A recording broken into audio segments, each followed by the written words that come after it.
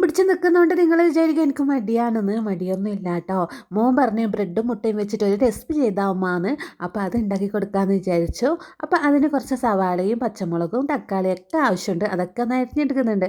അപ്പോൾ ഒരു ബൗൾ എടുത്തിട്ടുണ്ട്. സവാള അതിലേക്ക് ഇട്ട് കൊടുക്കുന്നുണ്ട്. പച്ചമുളകും പിന്നെ ഉപ്പ് കുരുമുളക് പൊടി കേട്ടോ. ഇത് നന്നായിട്ടൊന്ന് മിക്സ് ആക്കി എടുക്കണം.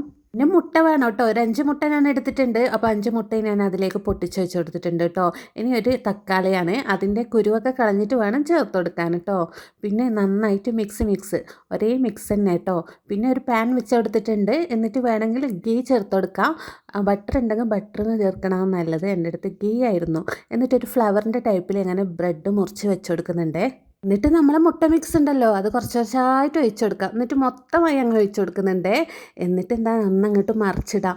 ഇതാ മറിച്ചിടുമ്പോൾ അങ്ങ് കരിഞ്ഞു പോയി. ഞാൻ എവിടെ പരിപാടി അവതരിപ്പിച്ചാലും എൻ്റെ അവസ്ഥ ഇങ്ങനെയാണല്ലോ പഠിച്ചോനെ. എന്നിട്ട് എന്താ വേറെ വഴിയില്ല. പിന്നെ ഞാനങ്ങ് സോസ് അങ്ങ് ഒഴിച്ചു കൊടുത്തേ. ഒരുപാടൊന്നും കരിഞ്ഞില്ല, കണക്കായിട്ട് കരിഞ്ഞില്ല കേട്ടോ. പിന്നെ സവാള അരിഞ്ഞതും കൂടി ചേർത്ത് കൊടുക്കുന്നുണ്ട്. പിന്നെ മല്ലിച്ചപ്പ് ഉണ്ടെങ്കിൽ മല്ലിച്ചപ്പും കൂടി വിതറി കൊടുക്കാം. പിന്നെ നമ്മുടെ മൊസറല്ല ചീസാണ് കേട്ടോ. അതങ്ങ് നിറയെ അങ്ങ് വെച്ച് കൊടുക്കാം കേട്ടോ. എന്താ ഒരു മൂടി വെച്ചിട്ട് അങ്ങ് ഒരു 2-3 സെക്കൻഡ് അങ്ങ് മൂടി വെച്ചാൽ നമ്മളെ ചീസൊക്കെ ഒന്ന് മെൽറ്റായി കിട്ടും കേട്ടോ. അപ്പോൾ അടിപൊളിയായിട്ട് കിട്ടിയിട്ടുണ്ട്. ഇത്തിരി അങ്ങ് കരിഞ്ഞതേ ഇല്ലൂ, അതിപ്പോൾ കളയാൻ പറ്റില്ലല്ലോ. അപ്പോൾ കരിഞ്ഞത് അങ്ങ് അഡ്ജസ്റ്റ് ആക്കി അങ്ങ് കഴിക്കാം. പിന്നെ ഇതാ ഞാനൊരു പ്ലേറ്റിലേക്ക് ഇട്ട് കൊടുത്തിട്ട് അടിപൊളിയല്ലേ കാണാൻ, നല്ല രസമുണ്ട് കേട്ടോ. പിന്നെ നമ്മളെ സ്പെഷ്യലായിട്ടുള്ള ചായ ഉണ്ടല്ലോ അതുണ്ടാക്കി. നല്ല ഏലക്ക ഇട്ട ചായയാണ്. ഞാൻ അധികവും ഏലക്ക ഇട്ടിട്ടാണ് കഴിക്കാറ് ചായ.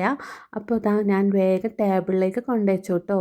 അപ്പോൾ അടിപൊളിയായിരുന്നു. അപ്പോൾ കഴിക്കാനും നല്ല ടേസ്റ്റ് ഉണ്ടായിരുന്നു കേട്ടോ. പിന്നെ നമ്മളെ പതിവ് ചായ കൂടി ആരംഭിച്ചേ. അപ്പം നമ്മൾ ആസ്വദിച്ചിരുന്നങ്ങനല്ലേ ചായ കുടിക്കാം. പിന്നെ ഞാനും കഴിച്ചിട്ടോ. ഒരു കഷ്ണം കരിഞ്ഞത് അറിയുന്നുണ്ടോയെന്ന് അറിയാൻ വേണ്ടിയാണ്. പക്ഷെ ഒന്നും അറിയണില്ല കേട്ടോ. അതുപോലെയൊന്നും കരിഞ്ഞില്ലാന്നേ, ഒരു കളർ വ്യത്യാസമേ ഉണ്ടായിട്ടില്ലോ. അപ്പോൾ ഇന്നത്തെ വീഡിയോ ഇത്രയേ ഉള്ളൂ. അപ്പോൾ നിങ്ങൾക്ക് ഇഷ്ടപ്പെട്ടാൽ ഒന്ന് സപ്പോർട്ട് ചെയ്യുക. അടുത്ത വീഡിയോയിൽ കാണാം ഇൻഷാ അല്ലാ. Bye bye, Tata.